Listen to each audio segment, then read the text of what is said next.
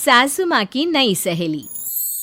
प्रिया kitchen में चाय बना रही होती है और सुमन ड्राइंग रूम में बैठकर मजे से टीवी देख रही होती है। तभी दरवाजे की घंटी बजती है। प्रिया, जरा देखना तो कौन आया है। देखती हूँ मम्मी जी। प्रिया दरवाजा खोलती है तो सामने पड़ोस वाली विमला आंटी खड़ी होती है। नमस्ते आंटी जी, कैसी हैं आप? मैं तो बिल्कुल ठीक हूँ बेटा, पर तेरी सास को क्या हुआ है? आजकल कहीं दिखती ही नहीं है। जब देखो तब टीवी के आगे जमी रहती है। अंदर तो आइए आंटी। अरे ओ दीपक की अम्मा, कहाँ हो? अरे विमला, आओ आओ, क्या बात है, बड़े दिन बाद याद आई तुम्हें मेरी। मैं तो हमेशा ही तुम्हें याद करती हूँ, पर तुम ही गायब रहती हो और आजकल तो बाहर भी नहीं आती जाती। तबीयत तो ठीक है ना तुम्हारी? अरे तबीयत को क्या होना है, इस उम्र में तो कुछ ना कुछ लगा ही रहता है। मेरी छोड़ो, तुम ये बताओ कि क्या चल रहा है गली मोहल्ले में। तुम गली मोहल्ले की छोड़ो, चल तो तुम्हारे पड़ोस में रहा है। तुम्हारी नई सहेली आई है। मेरी कौन सी नई सहेली? मैं तो यहाँ बस तुमसे बातचीत कर लेती हूँ या फिर बाजू वाली शर्मा की बहू से दो चार बातें कर लेती हूँ। इसीलिए तो कहा कि तेरी नई सहेली आई है। अब कोई पड़ोस में आया है तो बात तो होनी ही है। कम से कम इसी बहाने हमारा भी एक ग्रुप बन जाएगा। फिर सब मिलकर अपनी बहुओं की शिकायतें किया करेंगे। दोनों हंसने लगते हैं। तभी प्रिया चाय लेकर आती है और सामने टेबल पर रख देती है। दोनों चाय पीती हैं और बातें करते हैं। चलो मैं चलती हूँ, अब कल मिलते हैं। राम राम। अगले दिन प्रिया किचन में कुछ काम कर रही होती है और सुमन आराम से सोफे पर बैठकर मटर छिल रही होती है। तभी डोरबेल बजती है। प्रिया दरवाजा खोलती है तो सामने उनकी नई पड़ोसन खड़ी होती है। जी, आप कौन? मैंने पहचाना नहीं। नमस्ते बेटा, मैं शारदा, आपके बगल वाले घर में अभी 2-4 दिन पहले ही शिफ्ट हुए हैं। ओह अच्छा अच्छा अच्छा, नमस्ते आंटी, अंदर आइए ना आप। देखिए तो मम्मी जी, आज कौन आया है। इतना कहकर प्रिया किचन में चाय बनाने चली जाती है। नई पड़ोसन को घर पे देखकर सुमन थोड़ा हैरान हो जाती है। नमस्ते बहन जी, मैं शारदा, आपकी नई पड़ोसन। अच्छा अच्छा, आप हैं हमारी नई पड़ोसन। आइए आइए, और बताइए कैसी हैं आप? जी बिल्कुल ठीक हूँ। वो दरअसल घर पर छोटी सी पूजा रखवाई थी, बस उसी का प्रसाद देने चली आई। सोचा इसी बहाने नए पड़ोसियों से भी मुलाकात हो जाएगी। ये तो बहुत अच्छा सोचा आपने। सुमन प्रिया को आवाज लगाती है। अरे ओ बहू, जरा चाय पानी का तो आके पूछ लो। ये आजकल की बहुएं भी ना, जब तक बोलो नहीं तब तक कुछ नहीं करेंगी। आई मम्मी जी। प्रिया चाय लेकर आती है। दोनों बैठकर चाय पीती हैं और खूब सारी बातें करती हैं। अच्छा बहन जी, अब मैं चलती हूँ, फिर मिलते हैं। अब तो आना जाना लगा ही रहेगा। शारदा के जाने के बाद प्रिया किचन से बाहर आती है। क्या बात है मम्मी जी, आप दोनों को देखकर तो लगा ही नहीं कि पहली बार मिल रही हो। आप दोनों तो बिल्कुल बिछड़ी हुई सहेलियों की तरह बातें कर रही थी। अरे जब दो औरतें मिल जाती है ना, तो बातें अपने आप ही निकल आती है। अब तू अपने काम पर ध्यान दे, बातों पे नहीं। ऐसे ही कुछ दिन बीत जाते हैं। अब सुमन और शारदा अच्छी सहेलियां बन गई होती हैं। दोनों एक साथ मंदिर जाती, मार्केट जाती और कभी कभी तो विमला भी इनके साथ मिलकर खूब हंसी ठिठोली करती। एक शाम तीनों बैठकर सुमन के घर पर चाय पी रही होती हैं कि तभी बहुत तेज बारिश शुरू हो जाती है। सुमन जोर से प्रिया को आवाज लगाती है।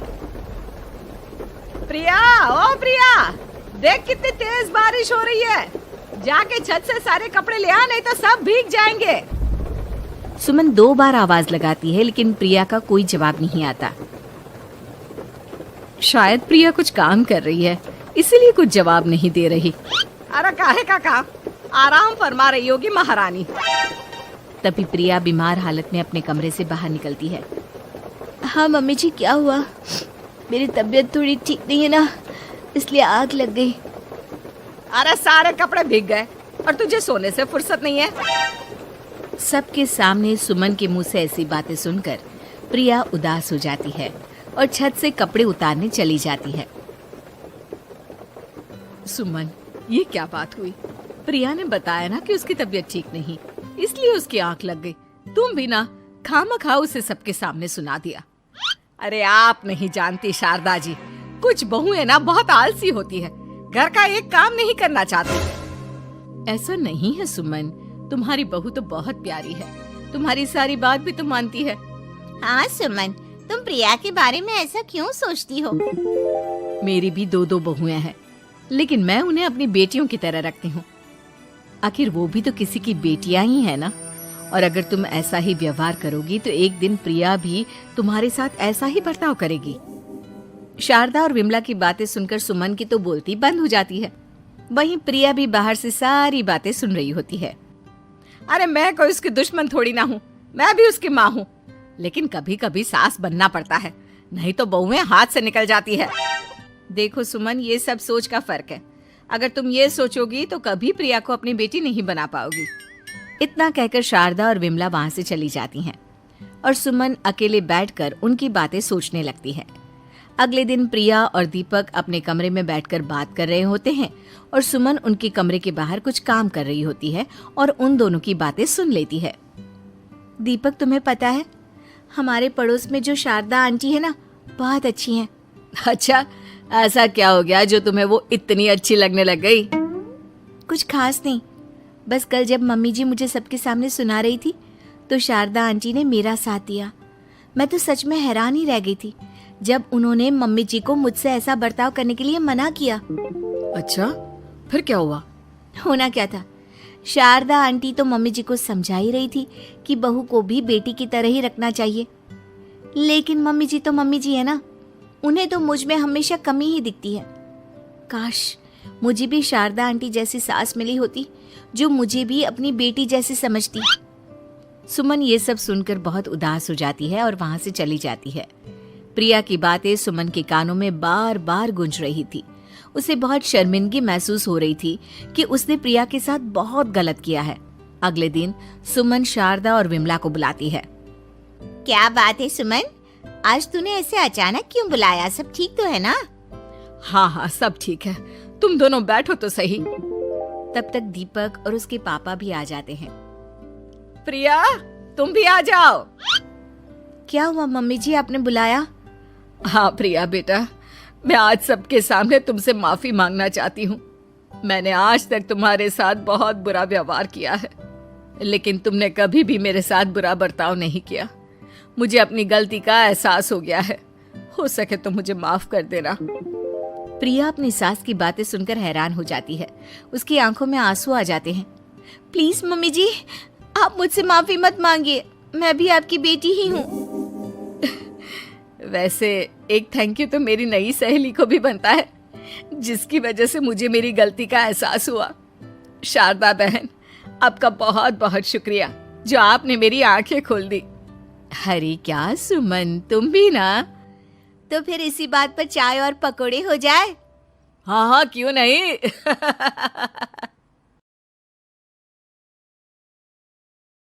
सासू माँ बदल गई। कहानी उस घर की है जहाँ बहू और बेटी को एक माना जाता था, लेकिन फिर।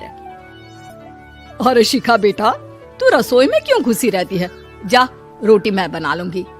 नहीं माँ जी, आप बैठिए, बस सारा खाना बन ही गया है। श्वेता को बोल देती हूँ, वो खाना लगा देगी सबका। सॉरी भाभी, मेरे पास वक्त नहीं है। माँ, मुझे पैसे देना, पार्लर जाना है। हाँ, चली जाना, भाभी को भी ले जाना। वो भी जाने को बोल रही थी पार्लर, पर पहले ना मदद कर दे उसके खाना लगाने में। देख माँ, वो बहू है, उसे बहू रहने देना, इतना सर पर मत चढ़ा भाभी को। श्वेता, ज्यादा मत बोला कर, बहू और बेटी में कोई फर्क नहीं होता है, जा जाकर काम कर। ननद को माँ का भाभी से इस तरह प्यार करना बिल्कुल अच्छा नहीं लगता। वो बार बार किसी न किसी तरह माँ को भाभी के खिलाफ भड़काती रहती, लेकिन कोई फायदा ना होता। एक रोज, अरे बेटे किशन, जा बहू को कहीं घुमा कर ला, सारा दिन घर में काम करती रहती है। हाँ माँ, हम लोग जा रहे हैं ना गोवा। अच्छा जी, भाभी ने तो हमें बताया भी नहीं। वैसे तो सारी पंचायत करती है, ये गोवा वाली बात क्यों छुपा गई हमसे? अरे क्योंकि उसे खुद नहीं पता था बहन, मुझे टिकट सस्ती मिल रही थी तो मैंने बुक कर दिया। हाँ शिखा, पैकिंग कर ले, संडे हम जा रहे हैं गोवा। दोपहर में शिखा पैकिंग कर रही थी कि सास आ जाती है। ये क्या बहू, साड़ियाँ? अरे गोवा जा रही है घूमने या फिर शादी में मायके हैं? माँ जी, ऐसा कुछ है ही नहीं, समझ में नहीं आ रहा क्या रखूं कपड़े में। अरे तेरी और श्वेता की साइज तो एक ही है, उसके कुछ मॉडर्न कपड़े ले ले, आकर लौटा देना। हाँ माँ जी, ये ठीक रहेगा। शिखा श्वेता के पास जाती है और उससे कपड़े मांगती है। ना जी ना, मैं अपने कपड़े ना दूं, वैसे भी फैल जाएंगे मेरे कपड़े, बहुत महंगे वाले हैं। शिखा मुंह लटकाकर कमरे में आ जाती है तो सास कहती है, चल तैयार हो जा, तुझे मैं शॉपिंग करा कर लाती हूँ गोवा की। बस फिर क्या था, सास बहू निकल जाते हैं मार्केट और एक से बढ़कर एक ड्रेस खरीद कर घर आते हैं। पहले बता देती कि नए कपड़े दिलाने वाली है भाभी को, तो मैं अपने ही दे देती ना भाभी को, मुझे दिला देती नए कपड़े। देख श्वेता, परिवार का मतलब सबके साथ रहना होता है, ना कि सिर्फ अपना सोचना। वैसे भी तुझे अच्छे संस्कार सीखने चाहिए। और रही बात कपड़ों की, तो शिखा, आज से घर पर भी तू मॉडर्न कपड़े ही पहनेगी, कोई जरूरत नहीं है ये साड़ी वाड़ी लपेटने की। अब क्या था, घर पर श्वेता और शिखा एक जैसे रहते। एक बार पड़ोसन आती है। अरे बेटा, अपनी माँ को तो बुलाना जरा, बात करनी है। शिखा सास को बताती है और रसोई में चली जाती है। ये आपकी बेटी बहुत बड़ी हो गई है, इसके लिए एक रिश्ता है, कहो तो बता दूं। ये बेटी नहीं बहू है, घर में सब एक जैसा ही रहता है। वैसे मेरी बेटी भी बड़ी हो गई है, कोई रिश्ता हो तो जरूर बताना। पड़ोसन रिश्ता लेकर उन लोगों के घर आती है। तब श्वेता की होने वाली सास कहती है, तो ये घर है, कितने मंजिल का है? और ये बहू ने आपकी क्या पहन रखा है, जीन्स टॉप? अरे भाई, साड़ी वाड़ी नहीं है क्या इसके पास? देखिए, सर्दी है तो साड़ी में बहू कैसे मैनेज करती, वैसे पहनती है साड़ी भी। देखिए, हम लोग ठहरे पैसे वाले लोग, कोई कमी नहीं है हम लोगों के पास पैसों की, बहुत पैसे हैं, जमीन, नौकर चाकर, कार, सब कुछ है, लेकिन घर में संस्कारी बहू चाहिए, समझ रही है ना आप? सास कुछ कहती कि श्वेता बोल पड़ती है, हाय रे, नौकर चाकर से लेकर जमीन, कार, पैसा, हाँ, मुझे रिश्ता मंजूर है मुझे। अरे रुक जा श्वेता, मैं बात कर रही हूँ ना। देखिए, हम लोगों के घर इतनी आजादी नहीं मिलेगी। अरे हाँ कर देना माँ, हाँ कर दे जल्दी से। सास क्या करती, बेटी की शादी ऐसे घर में कर देती है जहाँ ना उनके विचार मिलते हैं और ना ही आचार। शादी के बाद एक रोज फोन पर, श्वेता बेटा, एक बार घर आ जा, बहुत दिल करता है तुझे देखने का। माँ, वो घर पर बहुत काम होता है, कैसे आऊँ? बड़ा घर है, लेकिन आने जाने वालों की लाइन ही लगी रहती है। बेटा, मैं तो जानती थी उस घर का हाल, लेकिन तू ही नहीं मान रही थी। माँ देख, हर घर का यही हाल है। तेरी बेटी को यहाँ घूंघट हटाने की परमिशन नहीं है और एक तरफ भाभी स्कर्ट पहनकर घूम रही है। बेटा, मुझे क्या पता था कि मेरी बेटी को ससुराल के नाम पर पिंजरा मिल जाएगा। अच्छा माँ, फोन रखती हूँ, सास को गर्मा गर्म रोटी खिलानी है। तुम लोगों की तरह नहीं कि एक रोटी बनाओ, एक सब्जी बनाओ, फिर सारा दिन फ्री होकर घूमो। सास फोन तो रख देती है, लेकिन सोच में पड़ जाती है कि एक तरफ बेटी जिसे कोई आजादी नहीं, वहीं दूसरी तरफ बहू जिसे देखकर लगता ही नहीं कि उसकी शादी भी हुई है। अगले रोज, शिखा, अरे ओ शिखा। हाँ माँ, क्या हुआ? कुछ चाहिए आपको? मैं जिम जा रही थी।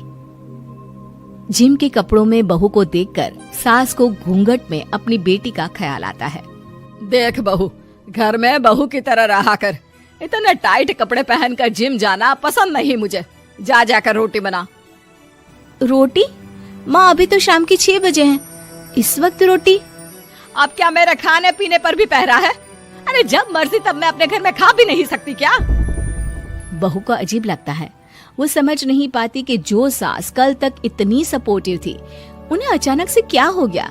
वो किचन में जाती है, गरम रोटी के साथ 2 तरह की सब्जी, रायता, सलाद सब लेकर सास के पास आती है। माँ जी, खाना।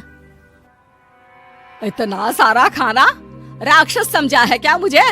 रोटी मांगी थी मैंने गर्मा गर्म बस। पर माँ जी, रोटी खाती किससे आप? सब्जी तो बनानी थी ना। अरे भूख मर गई मेरी तेरी बहस से। जा जाकर काम कर, अंदर पूरी रसोई साफ कर। बहू अंदर चली जाती है। थोड़ी देर में श्वेता घर आती है। अरे शिखा, जल्दी से चाय ला, पकवान बना, मेरी बेटी आई है। अरे नहीं नहीं माँ, ड्राइवर बाहर खड़ा है। मैं तो घर का कोई सामान खरीदने के बहाने यहाँ आ गई हूँ। मुझे जाना होगा। अरे बेटा, पर कितने दिनों बाद देख रही हूँ तुझे। रहने आ जाना 2-4 दिन के लिए। आ जाऊंगी माँ, जब मेरी सास मरेगी तब।